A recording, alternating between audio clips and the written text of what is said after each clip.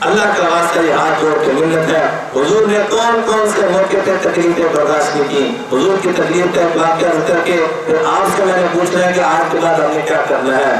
ایک صحابی کہتے ہیں اللہ کے محبوب کو لوگ مار رہے تھے، اتنا مار رہے تھے کہ خطرہ تھا کہیں کہ مار کے مار ہی نہ دے، چنانچہ وہ پوچھنے لگے اس کا والی وارث کوئی نہیں ہے؟ لوگوں نے کہا بڑا تو سکا ہے، وہ اوپر جب ابھی قبیس کے اوپر حضور کی رہائش تھی وہاں اس کی فیملی رہتی ہے، وہ باگے گئے جا کے کہا یوں حال کیا جا رہا ہے۔ حضرت زینب دوڑتی چھوٹی بچی اور آگے بڑے ترلا منت کیا میرے باپ کو چھوڑ دو، میرے باپ کو چھوڑ دو، لیکن کسی نے کوئی نہ سنی،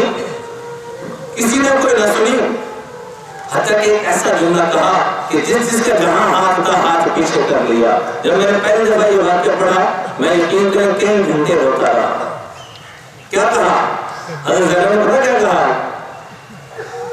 اللہ کا واسطہ میرے باپ کو چھوڑ دو، اگر میرے باپ نے تمہارے پیسے دینے ہیں، میں چھوٹی بچی کہہ رہی ہے، میں تمہارے گھروں میں جا کے تمہارے برتن صاف کر دوں گی، میں تمہارے گھروں میں جا کے چکی پیس دوں گی، میں تمہارے کپڑے، چھوٹی بچی جو اپنے کپڑے بھی نہیں دھو سکتی، میں تمہارا یہ کام کر دوں گی، میں تمہارا یہ کام کر دوں گی، اللہ کا واسطہ میرے باپ کو چھوڑ دو۔ یہ جملہ سننا تھا، ان ظالموں کو بھی ترس آ گیا اور سب نے ہاتھ پیچھے کر لیے۔ حضور نے گود میں اپنی بیٹی کو بٹھایا، حضور بھی رو رہے ہیں، بیٹی بھی رو۔ میرے حضور اتنی شان والا نبی اور میرے آپ سے اتنی محبت کہ بیٹا ہاتھ میں ابراہیم دنیا سے تشریف لے گئے اور روتے برا حال ہو گیا۔ امی جان امی عائشہ نے عرض کیا یا رسول اللہ آپ نے فرمایا کہ ہر نبی کو اللہ ایک خاص دعا دے کر بھیجتا ہے، جب وہ دعا مانگتا ضرور پوری ہو جاتی ہے، آپ بھی اللہ سے دعا کرنے اللہ کے بیٹے کو زندہ فرما دے گا۔